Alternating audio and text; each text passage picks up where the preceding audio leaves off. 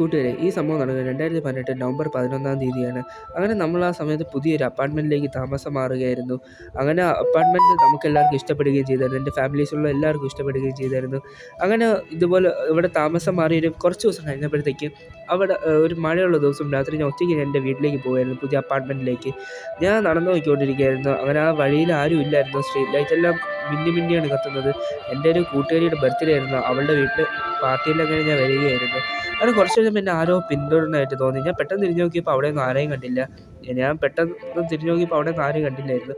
എൻ്റെ ഉള്ളിൽ ചെറിയ ഭയങ്ങളൊക്കെ വരാൻ തുടങ്ങി. എന്നിട്ടും എൻ്റെ അപ്പാർട്ട്മെൻറ്റ് അടുത്തുകൊണ്ട് ഞാൻ രക്ഷപ്പെട്ടു. അതുകൊണ്ട് എനിക്ക് ആശ്വാസം തോന്നി. ഞാൻ പെട്ടെന്ന് തന്നെ താക്കോൽ എടുക്കാൻ വേണ്ടി പെട്ടെന്ന് ഞാൻ എൻ്റെ പോക്കറ്റിലേക്ക് കൈ ഇട്ടപ്പോൾ പെട്ടെന്ന് എൻ്റെ കൈകാരി ഒന്ന് ആരോ പിടിച്ച്.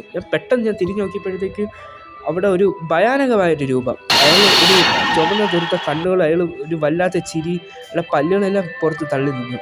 പെട്ടെന്ന് തന്നെ ഞാൻ നോക്കിയപ്പോൾ അവിടെ നിന്ന് ആരെയും കാണില്ല. അയാളുടെ വല്ലാത്ത ചിരിയും എല്ലാം കണ്ട് എനിക്കാകെ പേടിയായിട്ടിരിക്കാനും വയ്യ.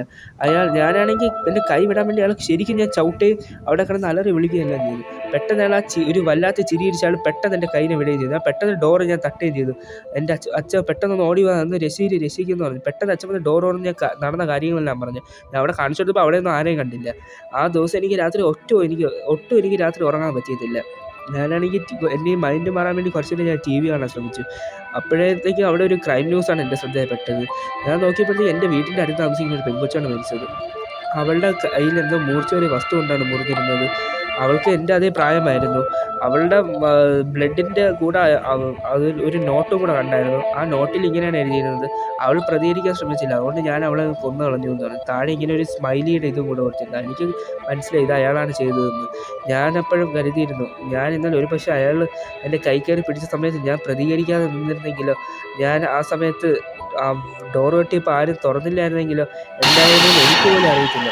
ഞാൻ ഇനി ഒരിക്കലും അയാളെ കാണാൻ ഞാൻ ആഗ്രഹിക്കുന്നില്ല. പക്ഷേ ഇനി ഒരു പക്ഷേ ആ കുട്ടിയുടെ സ്ഥാനത്ത് ഞാനായിരുന്നു.